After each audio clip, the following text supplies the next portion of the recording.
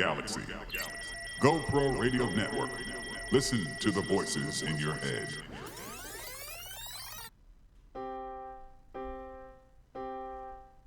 Are you ready for this?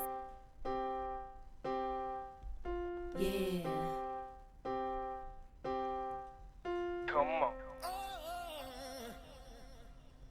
Yeah.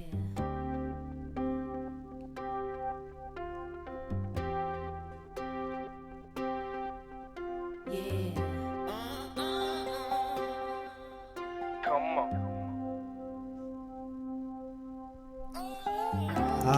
Good evening, good evening, good evening. It's Wednesday, February 3rd, 2016, and welcome to the BCS Experience. History, arts, culture, and politics in review and discussion.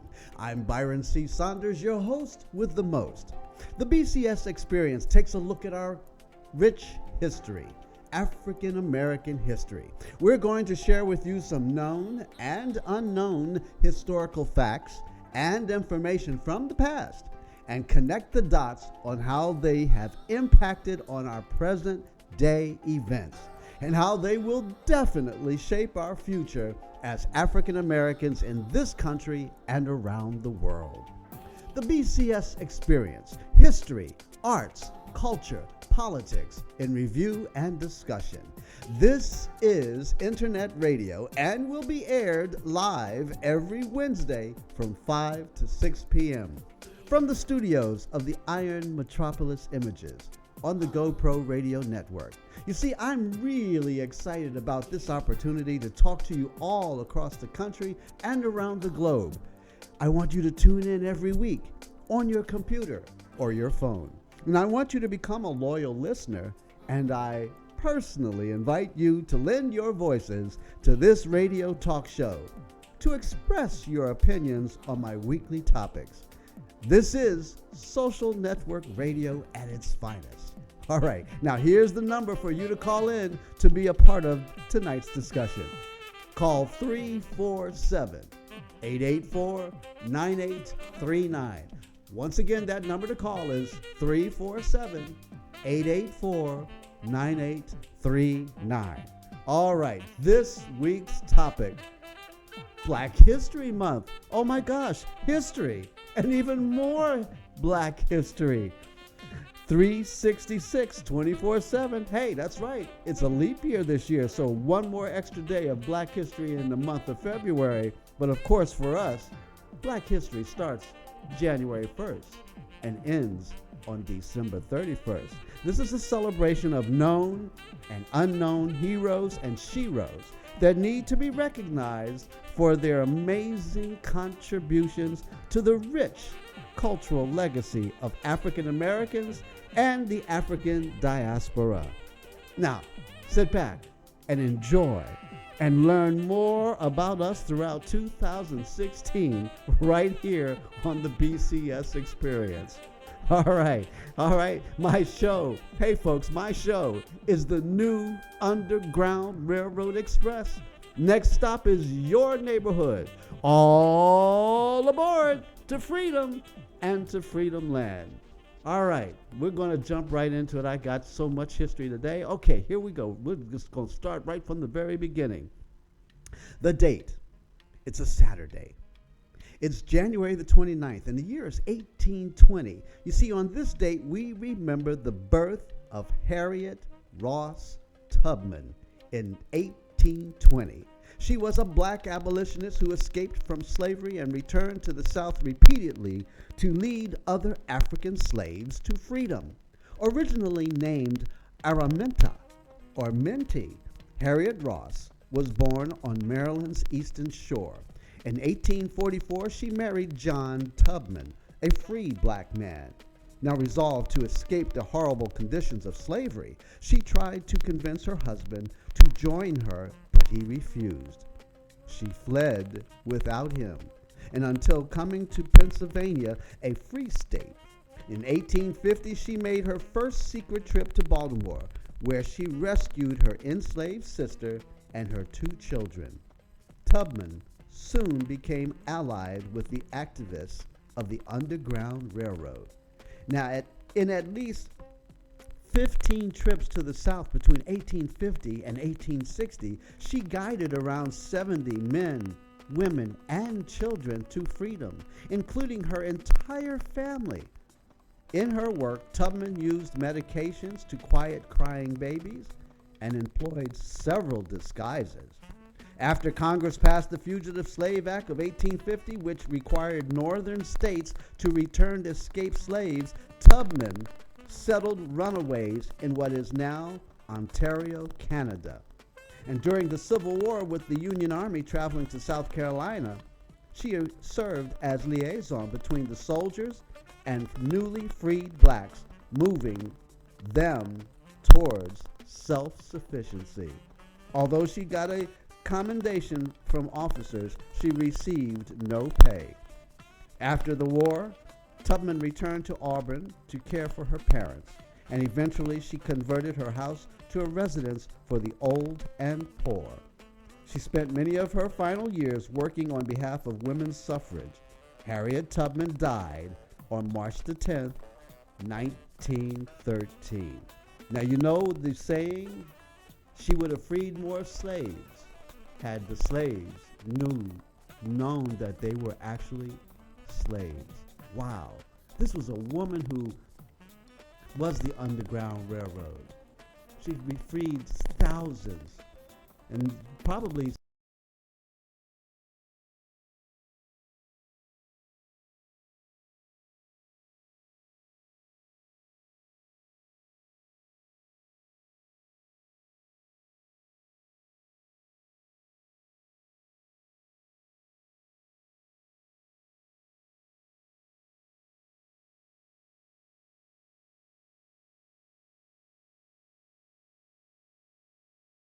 and around the diaspora. All right. Well, tonight I have very special guests that are joining us. Joining us in the GoPro Radio studio are my very dear friends and featured call-in guests this evening. That's right, you, my listening audience, with another opportunity to appreciate our rich cultural history and learn how it impacts on our lives today. So don't be a stranger. Call me, 347-884-9839. Hey, Black History Month, people. That's tonight's story on the BCS Experience. All right, let's keep moving forward. The date, it's Friday. It's February the 2nd. The year's 1827. You see, on this date in 1827, we celebrate the birth of John P. Parker. Now, he was a black businessman and abolitionist. Now, he's from Norfolk, Virginia, and he was the son of a white father and a slave mother. He was sold to a slave agent from Richmond, Virginia at age 8, who was sold him to a slave caravan that took him to Mobile, Alabama. Well, in Mobile, Parker was purchased by a physician who employed him as a house servant, where he was taught to read and write. In 1843, the 16-year-old Parker accompanied the physician's son north to attend college. However, Parker was returned to Mobile when the owner feared the slave would escape to the north. There he was apprenticed to a foundry and iron manufacturer and learned the trade of plastering. And after attempting to escape, he was returned to the physician. Now, while in Alabama, Parker's skill as a molder maker caused ill will with his fellow workers, and he was transferred to a New Orleans foundry where he alienated his co-workers and was released. Fearing that he would become a field hand, Parker worked for 2 years at a foundry and at the New Orleans shipping docks as a stevedore. He purchased his freedom from his earnings. The price of freedom for John P. Parker in 1845 was $1,800. Do you know how hard he had to work to earn $1,800? He wasn't working at a McDonald's, folks. He was working as a slave, and he saved his money to buy his own freedom. $1,800 was the cost of his freedom. That year, Parker obtained a pass to travel north to Indiana, where he was offered work there in the foundries near New Albany, or Jefferson, Indiana. Near Cincinnati, Parker began his career as a conductor on the Underground Railroad. Working with a local barber, Parker was once able to move two young girls from Kentucky to freedom in Indiana and Ohio. Now, as an abolitionist, he devoted his life in Kentucky to scouting on both sides of the Ohio River, to taking care of the helpless slaves who had found their way to Ohio and could not get across, to actually fighting for them against their pursuing masters. Now, around 1848, Parker left Cincinnati and opened a small general store in Beechwood Factory, Ohio. In 1850, he moved to Ripley, Ohio, which was also the home of Reverend John Rankin, abolitionist and operator of the Underground Railroad there. Parker worked independently of Rankin, and before the Emancipation Proclamation took an active role in removing an estimated 1,000 slaves from bondage. Unlike other abolitionists, Parker remained separate from organized church groups, which he viewed as an enemy of the people. In 1854, Parker built a small foundry near Ripley, Ohio, which expanded and at its peak employed up to 25 men. Following federal approval of colored troops for Union service in 1863, Parker became a recruiter for the 27th Regiment U.S. Colored Troops, one of two Ohio units. Parker's foundry also furnished castings to the war effort. Parker's business, which was known as the Ripley Foundry and Machine Company, manufactured slide valve engines and reapers. In 1871, an establishment known as the Phoenix Foundry, with John P. Parker and William Hood proprietors, was listed in the records of Brown County, Ohio. The foundry was still operating in 1981, though no longer under foundry family ownership. Parker remained in the foundry business until his own death in January 30th, 1900. Wow, you see, folks, you got to start connecting the dots. The abolitionists, Underground Railroad, Harriet Tubman, John P. Parker, abolitionists, foundry, Underground Railroad. There's a connection here, folks, and that's why even today, my show, the BCS Experience, is the new Underground Railroad Express. Now, when you were being transported by the Underground Railroad Express, these were stops along the way to freedom. So when you escaped the plantation, where did you go? You had to go get some food. That was a stop on the Underground Railroad. You had to probably get some medical attention. That might be another place to stop and get some help. But each place along the way was part of your trip to freedom and to Freedom Land. And Lord knows, we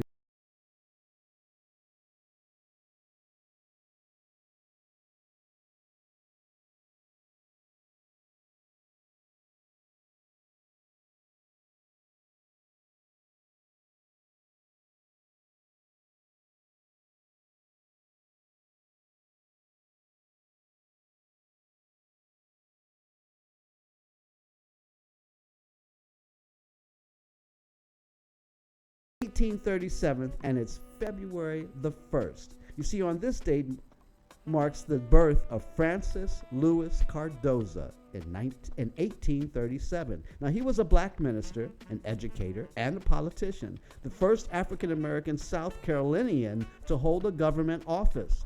Cardozo was born free in Charleston, South Carolina, to a prominent Jewish businessman and economist, Isaac N. Cardozo, and a free African-American woman whose name is unknown. Cardozo was trained as a carpenter, but at 21 studied for the ministry at the University of Glasgow in Scotland and at seminaries in Edinburgh and London. He won awards for his mastery of Greek and Latin. He returned to the United States as minister of Temple Street Congregational Church in New Haven, Connecticut. During Reconstruction, 1865 to 1877, as a member of the American Missionary Association, he became principal of the Saxton School. And in 1866, he helped establish and became superintendent of the Avery Normal Institute in Charleston to train African American teachers. In 1868, Cardoza became involved in politics, acting as a delegate to the 1868 South Carolina State Constitutional Convention, and as Secretary of State for South Carolina 1868 to 1872, he became South Carolina's first African American to hold a government office. He was state treasurer for 5 years until 1878, and when he was appointed to the Treasury Department in Washington, D.C., considered a moderate by his peers, Cardoza found a home amongst the African American elite in Washington, D.C. He accepted the job as principal of the colored high school, administering the school from 1884 to 1896, and he died in Washington, D.C. in 1903. And today, folks, there still is a Cardoza High School in Washington, D.C., honoring this once hero, Francis Louis Cardoza. All right, we got to take a break here. And when we come back, oh, Lord, have mercy. When we come back, I got Black History, more Black History. So don't go away. We'll be right back after these very important messages. Come on.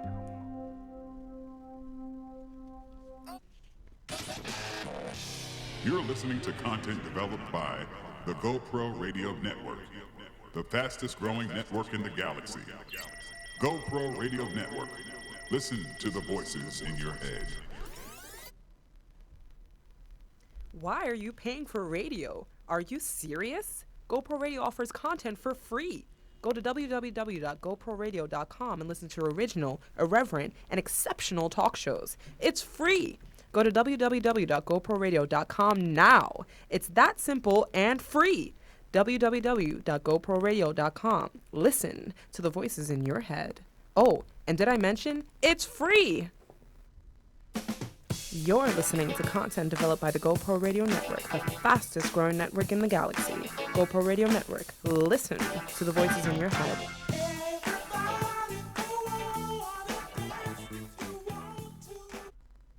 All right, we're back. Are you ready for this? I'm ready for this, but are you ready for this? Now, this is my favorite part of the show. This is where I get a chance to say, listen, folks, we're listener-sponsored radio. Did you know that the BCS Experience is the longest running show on the GoPro Radio Network? 5 years. I am going into my 5th year of doing radio with GoPro Radio. I need your support in order to stay on the air. It is really easy. It's very easy. So I want you to take some time to make some history of your own and be a part of the history of us at GoPro Radio. You know, we're the fastest growing network in the galaxy. But in order to be able to stay on the air, we need your loyal support, like financial support. And it doesn't take much. For as little as $5. In fact, let's give the BCS Experience a $5 donation to help support my 5th anniversary and to help keep this show on the air. This is what is known as listener-sponsored radio. Now, it's real easy. All you got to do is go to www.goproradio.com. That's right, go to goproradio.com and click on that, and then you'll see our web page come up, and then you'll see a little box down there that says donation. Click on that. Go to the donations, make your donation, your financial donation. $5, $10, $15 will get you a copy of Dr. Boyce's new book, Ministry Begins After the Fall, and Dr. Boyce autographed these copies. You know, she's on once a month on the BCS Experience. She's a clinical psychotherapist and gives great advice on how to overcome your stumbling blocks.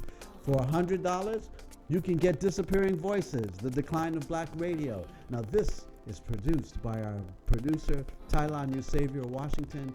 It is a must-have. You really want to know why black radio is important to our community and why black history is important to black radio? You need to have a copy of this in your collection, in your library. And with that $100, you get this, you'll get a t-shirt, you'll get a button, and you'll get a thank you on the air. All right. Thank you for your support. And when you click on finally, say you want your donation to go to the BCS Experience. Thank you for showing us the love so I can continue showing you the love and more history. Okay, let's pick up from where we left off. The date, it's a Tuesday. It's February the 29th. No, it's January the 29th. It's 1850. And on this date in 1850, Sarah L. Fraser was born. Now, she was one of the first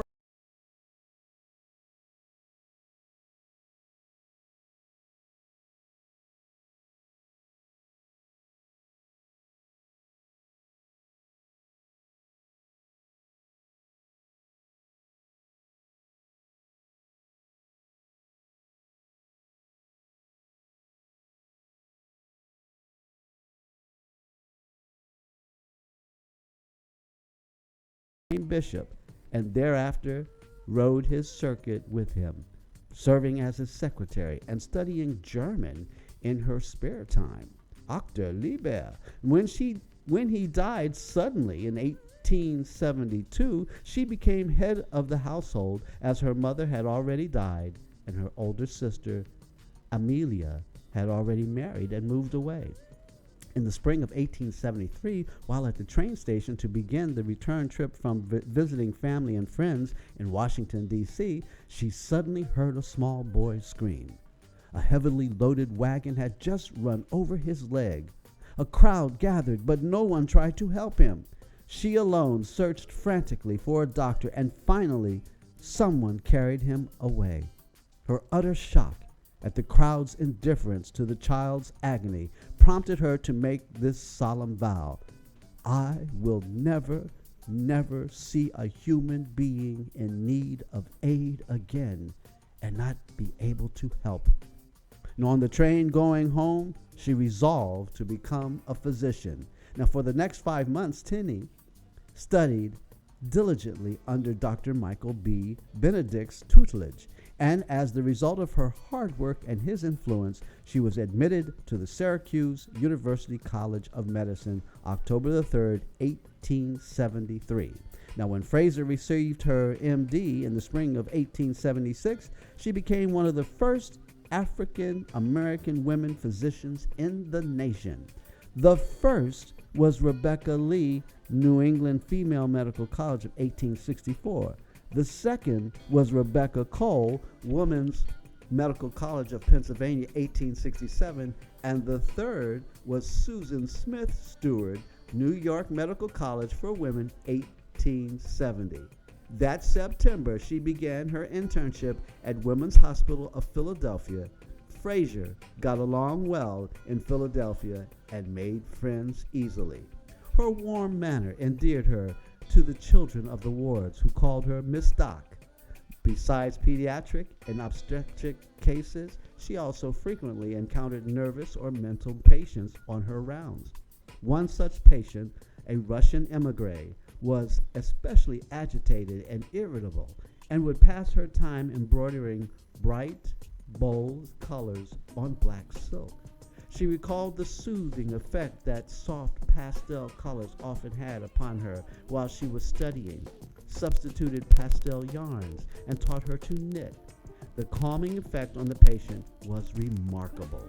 Nowadays, the psychology of color is well-established fact, but in the 1870s, it had barely reached the stage of theory and was mostly trial and error. In the fall of 1878, she moved to Boston to fill a 6-month vacancy in an internship at the New England Hospital for the Women and Children. In the summer of 1879, she went to Washington to live with her sister Amelia and her aunt Ten. Fraser opened an office for private medical practice in a room on 13th Street Northwest, and there made the acquaintance of Charles Alexander Fraser, a pharmacist, who she married in Syracuse on September the 19th, 1882. They lived in Puerto Plata, where Fraser owned the drugstore. She gave birth to her daughter, Georgia Alejandrina Fraser, on December the 23rd, 1883. Now, no doctor could be found. Only a native midwife, using traditional methods, attended her. 1 year later, her husband suffered a stroke and died. Then she traveled widely in both America and Europe. As the century came to a close, mother and daughter were dividing their time between Paris and Washington, living on investments from the drugstore profits. In 1911, Fraser bought a house where in the 1920s she developed kidney disease and memory loss, probably Alzheimer's. She died peacefully at home in her daughter's arms on April the 9th, 1933, and was buried in Lincoln Cemetery in Washington, D.C. When word of her death reached Puerto Plata, the flags were ordered flown at half-mast for 9 days. Wow. Bet you didn't know that story, folks. This is why it's so important to realize the richness of our incredible history. Black History Month really usually traditionally has only 28 days. This is a leap year, so we get an extra day. But for us here on the BCS Experience, Black History is a daily.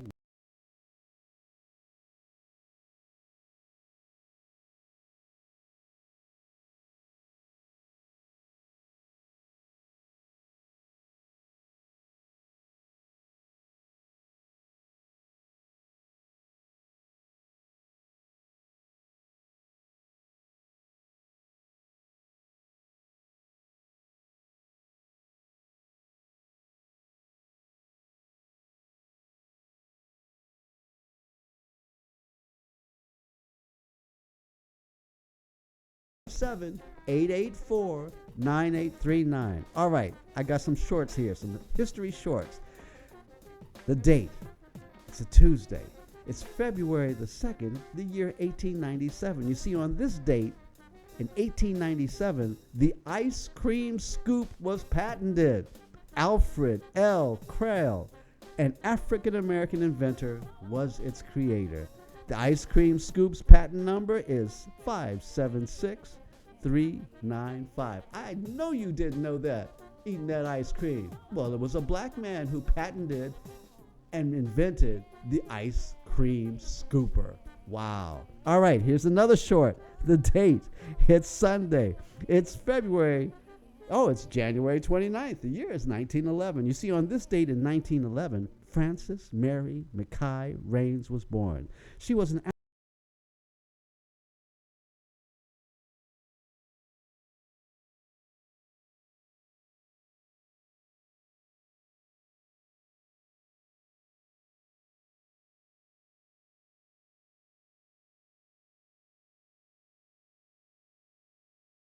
at the University of Minnesota School of Nursing. And after being turned down because she was black, Stockwell and Mrs. Brown brought the issues and young Frances before the state legislature. It was here where she was immediately admitted to the school and soon became the first black woman to graduate from the school in 1932. And Alpha Kappa Alpha, she was AKA sorority,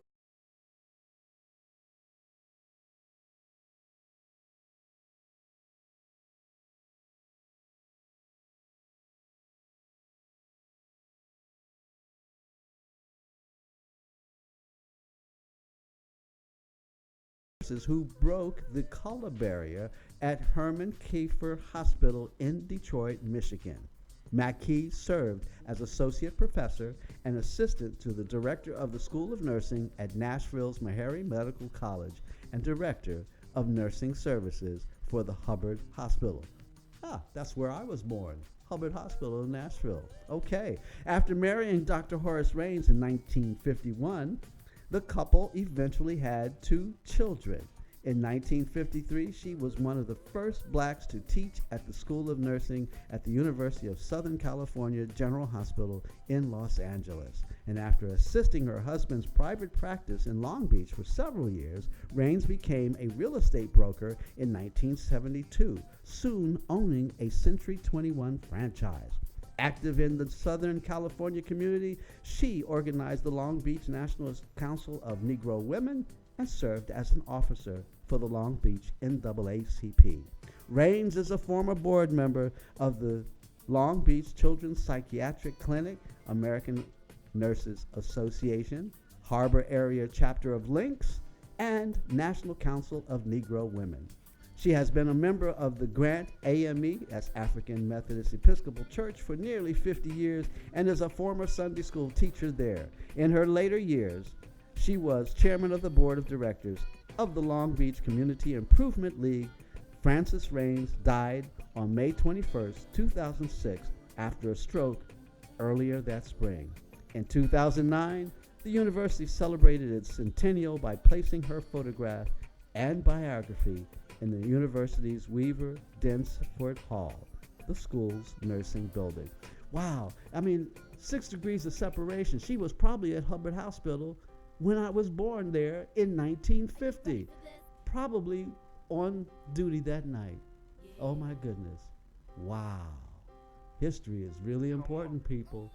Connecting the dots. All right, I got more Black history for you when you come back. So don't go away. We'll be right back after these very important messages. Come on.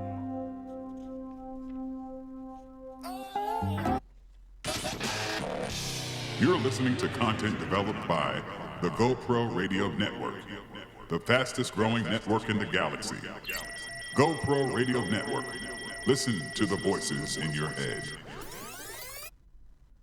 What if you can have an entire team of skilled professionals to help your business grow? Admin, accounts, marketing, and more, but only pay for the exact amount of support you need at virtually the same cost you'd pay for one full-time employee. With Virtual Professions, you can. One contact, one number gets you a team of virtual professionals for exactly what your business needs. It's a 1-888-315-VPRO. That's 1-888-315-8776. Or online at www.virtualprofessions.net. Virtual Professions Incorporated, because you mean business. You're listening to content developed by the GoPro Radio Network, the fastest growing network in the galaxy. GoPro Radio Network. Listen to the voices in your head.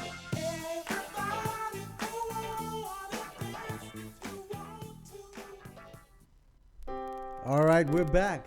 The BCS Experience. Hey, I'm Byron C. Saunders, your host with the most. I am ready for this, but are you ready for this? Uh-huh. All right, I got more Black history for you because it is Black History Month. But around here at the GoPro Radio, it's Black History Day, every single day, 365, and this year's 366, 24/7. It's a leap year, people. Get ready. Here we go. More history. All right, on this date, it's a Tuesday. It's February the 2nd. The year is 1915. See, on this date in 1915, Ernest Just, a biologist, received the Spingarn Medal for pioneering research on fertilization and cell division. He was the first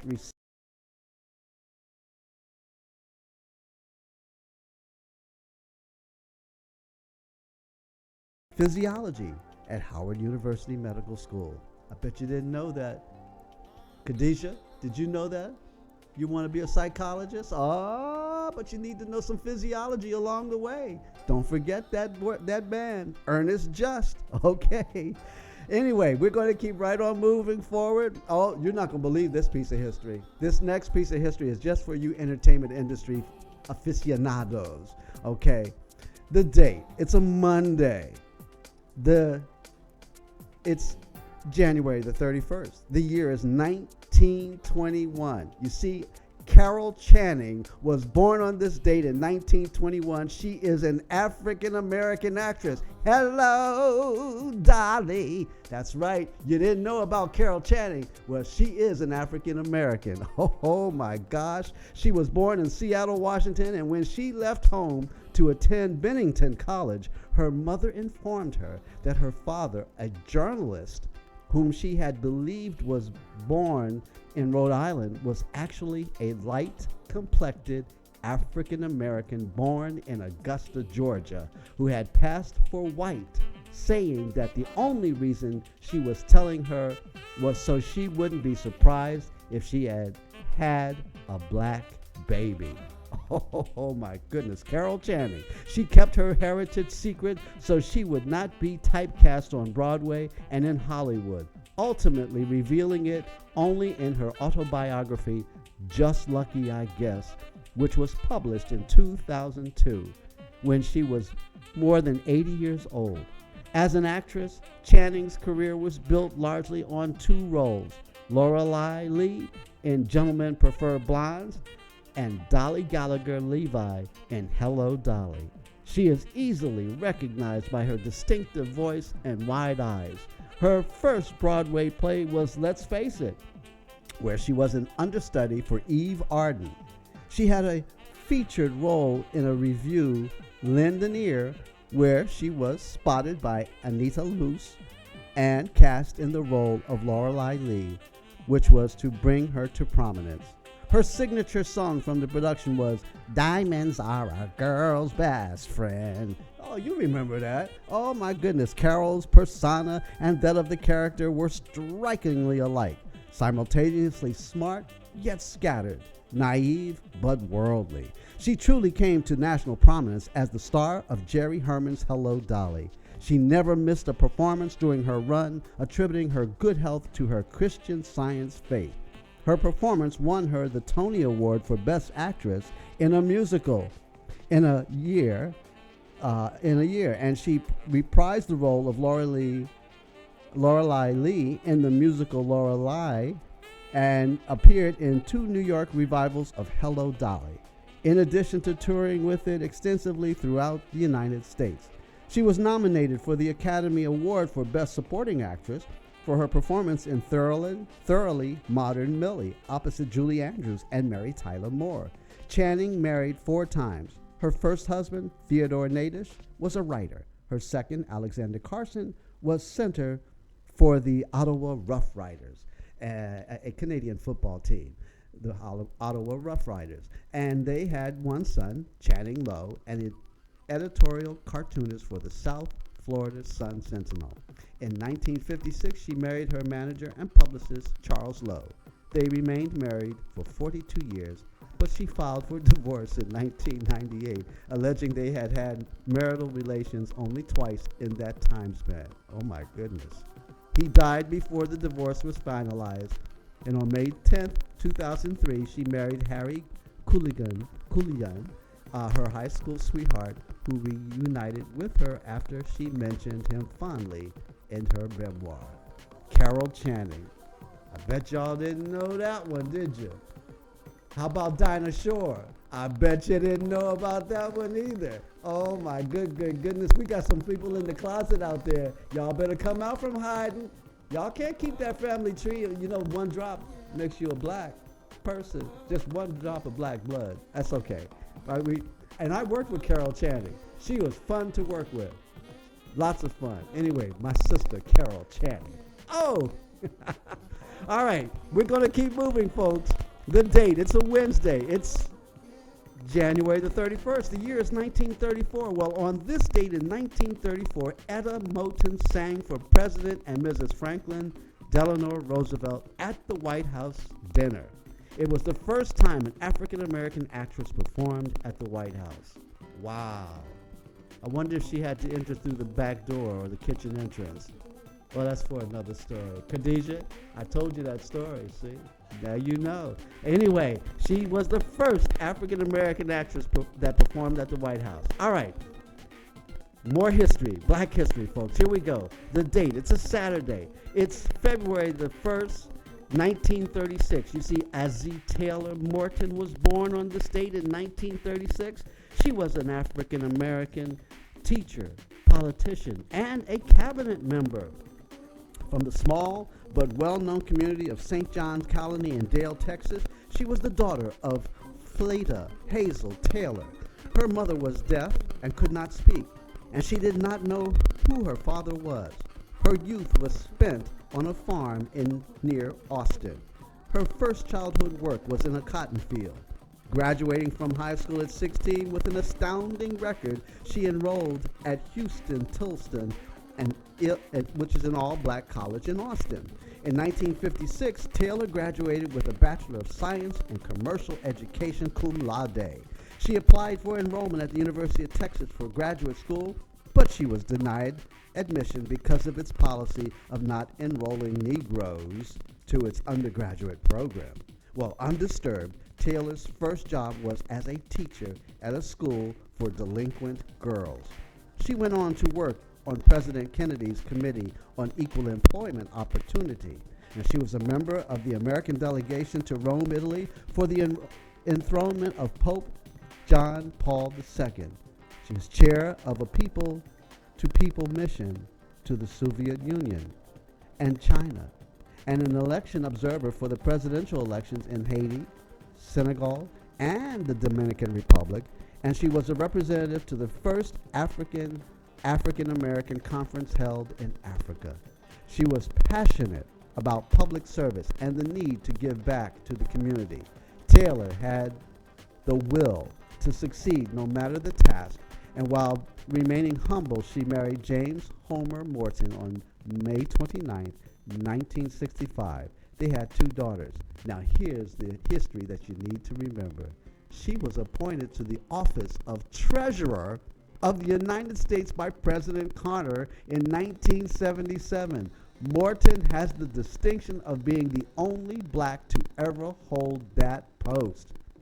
As the 36th Treasurer of the United States, she served from September 12, 1977 to January 20th, 1981.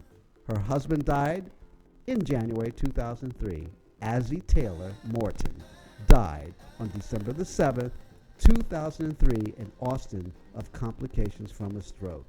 Wow. First black ever to be the treasurer of the United States of America. See there? And y'all didn't know this history. A shero in charge of the money. Ho, ho, ho, ho. What are you going to do? She was in charge of the money, people. All right. Continuing, more history. Here we go in the jazz world. Y'all will love this one. The date is Wednesday. It's February the 1st. The year is 1939. Joe Sample was born on this date in 1939. Now, he was an African-American musician and a composer. From Houston, Texas, Sample began playing the piano when he was 5 years old. He was a student of the organist and pianist Curtis Mayo. He teamed with high school friends, saxophonist, bassist Wilton Felder, and drummer Stix Hooper to form a band as teenagers in the mid-50s. Trombonist Wayne Henderson, a classmate at Texas Southern University, later joined the group which became known as the Jazz Crusaders when the group later moved to Los Angeles. Originally, the band played hard bop, the most popular style of jazz at the time, and were influenced by Cannonball Adderley, Art Blakey, and Horace Silver.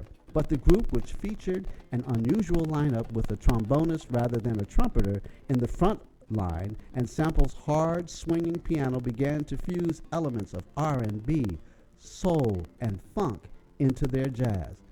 We were mostly rebels, and when everyone was going in one direction, we deliberately went the other way, Sample said in an interview with Jazz Times magazine. The group, which later called itself the Crusaders, became a successful crossover act with such hits as the 1979 rhythm and blues flavored single and album Street Life, featuring singer Randy Crawford. That's right, y'all remember Street Life? Opened up the movie for the Burt Reynolds film, Sharky's Machine. Well, guess what? Yours truly, Byron Saunders, is in the opening scene where Sharky's Machine, after Randy Crawford sings the opening number, I'm on that bus where Sharky, Detective Sharky, kills the perpetrator. That's right, my movie debut. All right. Oh my goodness, all this history. A few years before that, they were the first instrumental band to open for the Rolling Stones on tour. A prolific composer, his songs were sampled by hip-hop artists, including Tupac Shakur, who used In All My Wildest Dreams on his Dear Mama. And Nicole Kidman sang samples One Day I'll Fly Away in director Baz Luhrmann's film Moulin Rouge.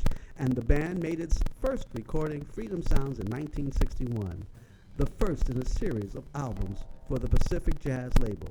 In the early 1970s, Sample became one of the pioneers of the electric piano in jazz as he increasingly relying on catchy grooves and pop songs for the Beatles, Carole King, and others to gain a crossover appeal on a series of albums for the Blue Thumb and MCA labels. The group placed 19 albums on the Billboard Top 200 chart.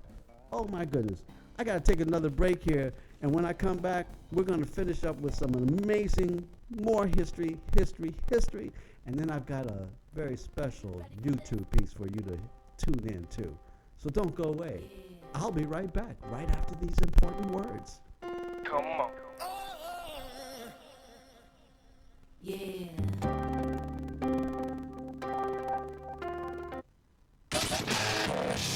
You're listening to content developed by the GoPro Radio Network, the fastest growing network in the galaxy. GoPro Radio Network. Listen to the voices in your head. We are an amazing people, rooted in Africa, the cradle of human civilization. Descendant of the awesome men and women who made a way out of no way. People steeped in the values of truth, justice, respect, harmony, balance, reciprocity, and order. But 400 years of enslavement, Jim Crow, and racism, fueled by the lie of black inferiority, have taken their toll. The result? Too much pain, too much hurt, too much loss. We owe our ancestors, ourselves, and our children so much more than this. Join the movement for emotional emancipation, healing, and wellness for Black people. Go to communityhealingnet.org and take the pledge to defy the lie and embrace the truth. That's communityhealingnet.org. Our children and our ancestors are waiting. You're listening to content developed by the GoPro Radio Network, the fastest growing network in the galaxy. GoPro Radio Network. Listen to the voices in your head.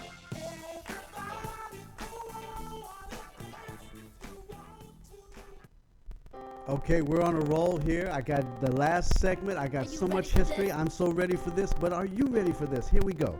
The date. It's a Wednesday. The year. It's 1956, and it's February the 1st. On this date in 1956, Fred Gray filed the case of Browder versus Gale in U.S. District Court. Now, do you know what Browder versus Gale is? Browder was a Montgomery housewife, Gale the mayor of Montgomery. It was Browder versus Gale that caused segregation on public buses to be eradicated. Immediately after the start of the Montgomery bus boycott, black leaders began discourse on the need for a federal lawsuit to challenge city and state bus segregation laws. That's right, folks. After you know about Rosa Parks, but you got to know about Fred Gray, who filed the case that ended transportation segregation in America. That's right. Now I got to cut quickly to these next few pieces because time is rolling fast, but you got to know this backstory to a Rosa Parks. Otherwise, you don't understand the reasons why the bus segregation was ended by that decision. All right, and that was in November 13th, 1956. In Browder versus Gale, United States Supreme Court, which outlawed racial segregation on buses, deeming it unconstitutional. All right. Anyway, we move forward. Oh my goodness, the date, it's a Tuesday. It's January the 30th. The year is 1968. You see, on this date, the Billie Holiday Theater right here in Brooklyn, opening in 1968, is celebrated on this date, serving some 30,000 people annually for more than 30 years. The Adolco and Obie Award-winning Billie Holiday Theater has garnered a well-earned reputation for providing outstanding professional theater productions at affordable prices. The 200-seat theater has a 40-week season and is training ground for aspiring theater professionals. It has nurtured the careers of Oscar-nominated actor Samuel L. Jackson, multi-talented performer, choreographer, and director Debbie Allen, television, film, and theater producer Sam Art Williams, actress Tachina Arnold, award-winning scenic designer Felix Cochran, and many others, and my own brother, Dr. Mikkel Pinckney was the first artistic director for the Billie Holiday Theater who directed Sam Jackson, who, by the way, is a personal friend because he and LaTanya Richardson helped to start the theater that I ran in Atlanta, Georgia, Just Us Theater. But Billie Holiday Theater Emeritus Executive Director Marjorie Moon. All blessings and praise to Marjorie Moon, who was my instructor at Hampton Institute. She's also an alumni of Caramoo House in Cleveland, Ohio. Oh my goodness, the history doesn't stop there. But guess what? Oh my goodness, you know what Sunday is? Thailand, Mel, it's our holiday, brothers. It's Super Bowl Sunday. Well, guess what? It was on this date, Sunday, January 31st, 1988, and it's on this date the first black Super Bowl MVP was named. Do you know who he was? Do you remember him? Washington Redskins quarterback Doug Williams, the first African-American quarterback to play in a Super Bowl game, was the MVP in Super Bowl 22. And the final score at Jack Murphy Stadium in San Diego, California, was Washington Redskins 42, and guess who they were playing? The Denver Broncos 10. It's about to be history repeated on Sunday. Mark my words, I am predicting Superman, Cam Newton, and the Carolina Panthers are going to walk all over the Denver Broncos in Super Bowl 50. And Mr. MVP himself, Cam Newton, leading the way. All right, you heard it right here first, right on the GoPro Radio and the BCS Experience. Okay, the date. It's a Thursday. It's February the 2nd. The year is 1995. Now, I know y'all didn't know this. This is a piece of history for Blacks in Space. All right. We'll see, it was on this date in 1995 the first African-American walked in space. Did y'all know his name? Thailand. Did you know this name? Oh, I know you don't know this name. During that week in February 2nd through the 11th, astronaut Dr. Bernard Harris, Jr., was the payload commander on STS-63, the first flight of the joint Russian-American space program. His mission endeavors for NASA fulfilled his boyhood dream, and history was established. Blacks in Space. Oh my goodness, and y'all thought that was only aliens and white people. Don't go there. All right, I got one more piece to play. I've been waiting for this, to play this all evening, because this is like 15 pages of history today. This is the most I've ever done on the BCS Experience, and I want you to really take a hard listen to the next 2 minutes and 41 seconds from Dean Muhammad with Minister Louis Farrakhan and 5 others. This was at Essence Festival, New Orleans, Louisiana, last year, August 23rd, 2015 in New Orleans.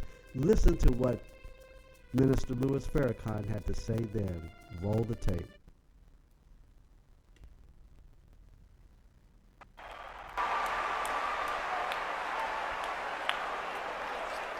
But I got news for you.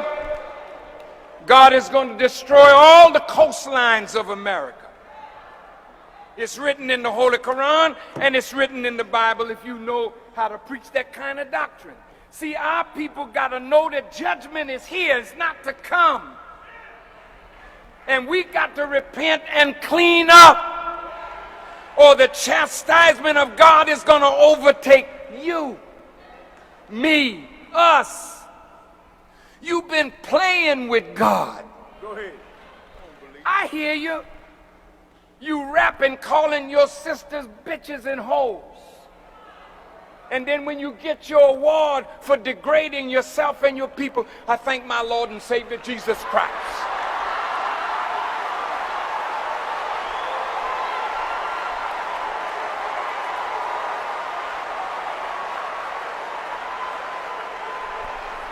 The white man will give you an Academy Award for calling your women bitches and whores and glorifying pimp life. So you become a millionaire on degradation and you think that's all right.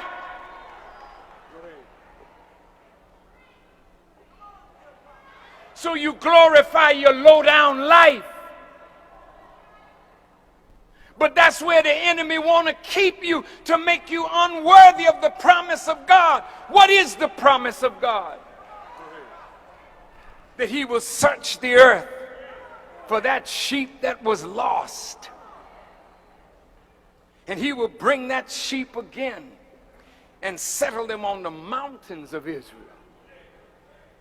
I will choose a foolish people to be my people. That's us. I will choose a people that are not, N-O-T, to bring to naught, N-A-U-G-H-T, the things that are. I'm going to vex you with a foolish people. That's reality.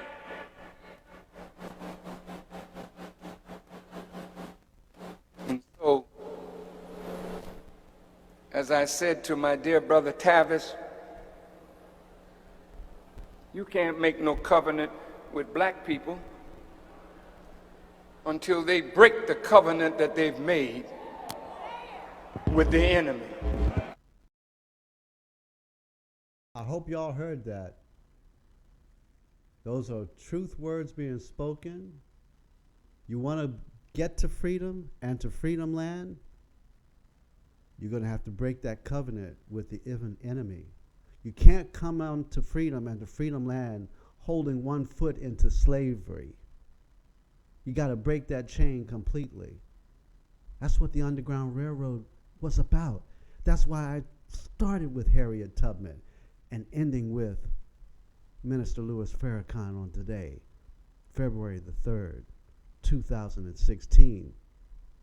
We're on the road to freedom and freedom land, my friends. The BCS Experience, I'm picking you all up every Wednesday, and I'm going to give you information that's going to help you break that chain. That's not a talk show that talks. No. This is a show about giving you how we overcame. Heroes and sheroes who brought us forward to the moment where we can claim the eyes on the prize, and it's called freedom. All right. The BCS Experience is GoPro Radio, your social network's live talk radio show, produced and sponsored by Iron Metropolis Images. Tylon U. Savior Washington, my producer, Mel Alsap, my engineer, and the interns that are lovely ladies that are working with us. Thank you so very much for making my show a great show. History. Oh my goodness. All right. I want to also thank a very special thank you to the Jazz Lounge Project and Andrew Julian Myers and Mike Sargent for my fabulous show's theme music. Oh, and a shout out to Khadijah and Miss Holmes. What's your name, sister? Allie. Shout out to you. And Khadijah, when you go to the White House, get my autograph from President Obama, Barack Hussein Obama. I want that selfie because I'm going to interview on my show, and I want you to tell us what you saw. Anyway, I want you to tune in next Wednesday when my show, the BCS Experience, History, Arts, Culture, Politics, and Review and Discussion, will be on from 5 to 6, live right here. We do live streaming as well. And I want you to stay tuned to other GoPro Radio Network shows like The Roll Up. That's a hot show. The Spotlight with Earl Morgan. Cult of Dusty. Oh my goodness. Face the Facts. Prince Solomon Carter Amped. And last but not least, Soulful House Collage. Well, listen, folks, I'm Byron C. Saunders, and it's been all about the BCS Experience. Now join me next week when my very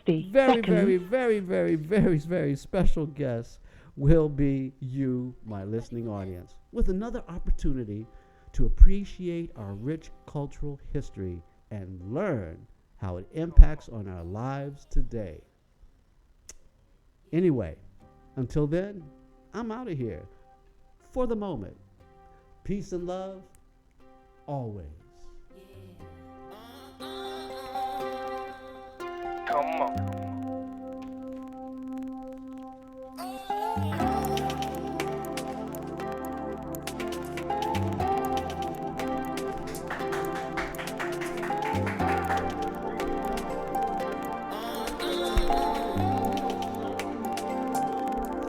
10 seconds. You're listening to content developed by the GoPro Radio Network, the fastest growing network in the galaxy. GoPro Radio Network. Listen to the voices in your head.